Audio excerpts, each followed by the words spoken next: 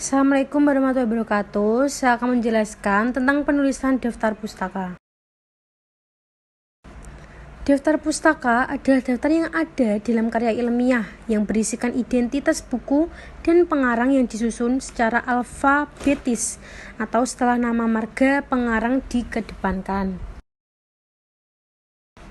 Kemudian sistematika penulisan. Secara umum, komponen-komponen daftar pustaka yang diambil dari buku berurutan.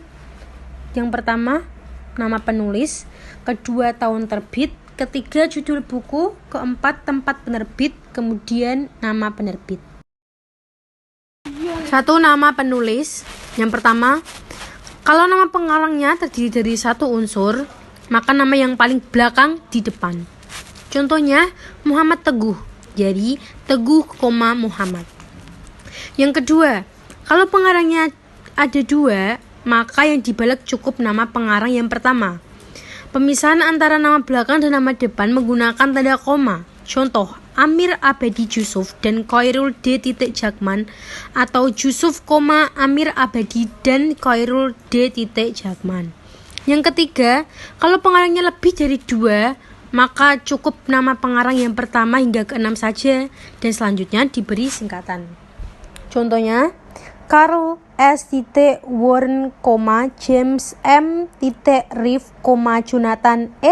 Dujak, Nofri Suhardianto, Devi Sulistyo Kalanjati, Amir Abadi Jusuf, dan Khairul D. Jakman, ETAL. Yang keempat, kalau sebuah daftar pustaka terdapat dua atau lebih buku yang dikarang oleh pengarang yang sama, maka pengurutannya berdasarkan tahun terbitnya dan nama pengarang cukup ditulis sekali dan selanjutnya diganti dengan garis. Setelah unsur nama pengarang diakhiri dengan tanda titik. 2. Tahun terbit.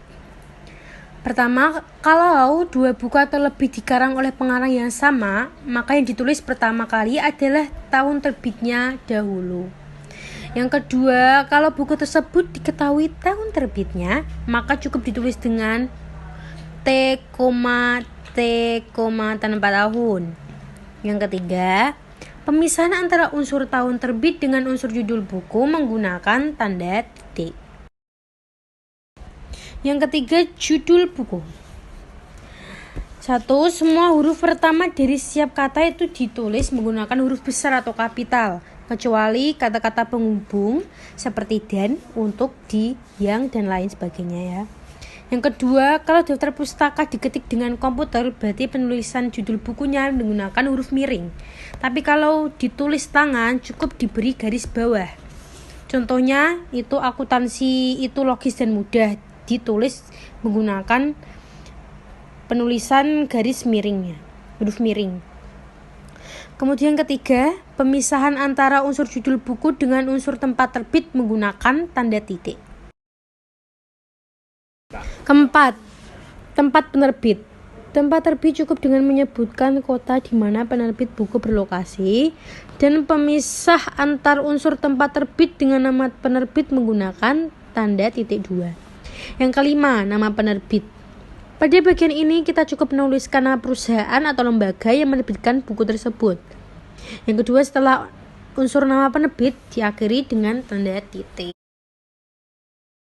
Daftar pustaka dari setiap sumber dituliskan dengan cara yang berbeda-beda, seperti penulisan daftar pustaka sebuah buku dengan daftar pustaka dari sebuah majalah. Berikut ini tata cara penulisan daftar pustaka dari beberapa sumber yang bisa dijadikan referensi. Yang pertama, sumbernya dari buku. Sesuai dengan aturan penulisan daftar pustaka yang sudah dijelaskan sebelumnya, pada contoh di atas, nama pengarangnya dibalik. Sesuai dengan rumus di atas, tiap bagiannya dipisah dengan tanda titik. Untuk kota dan nama penerbit dipisah dengan tanda titik 2. Contohnya ada di samping. Kemudian yang kedua dari internet. Urutan penulisannya adalah nama penulis, tahun, judul, alamat URL, dan tanggal akses. Contohnya juga ada di samping. Kemudian skripsi. Sistematika penulisannya adalah nama penulis, tahun, judul, jenis skripsi atau tesis atau disertasi atau laporan peneliti, kemudian kota penerbit dan nama penerbit. Contohnya juga ada di samping. Kemudian yang keempat, artikel dalam jurnal. Sistematika penulisannya adalah nama penulis, tahun, judul artikel, nama jurnal, volume atau jilid, nomor, dan halaman. Contohnya juga ada di samping. Kemudian yang kelima, komunikasi pribadi. Acuan dari hasil komunikasi pribadi ditulis nama dari orang dengan siapa informasi diperoleh atau orang yang diwawancarai, lembaganya, dan bagian dari lembaga di mana pribadi tersebut berada. Contohnya, saya akan bacakan. Aziz, L.1999, komunikasi pribadi, ITB, jurusan teknik geodesi, Bandung, Indonesia,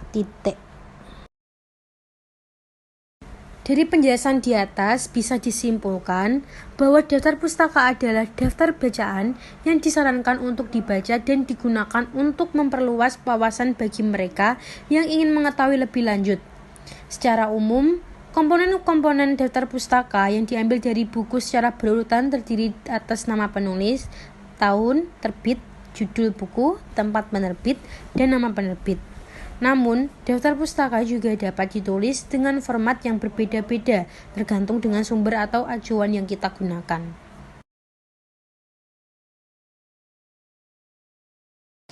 Cukup sekian penjelasan saya tentang penulisan daftar pustaka. Semoga bermanfaat. Wassalamualaikum warahmatullahi wabarakatuh.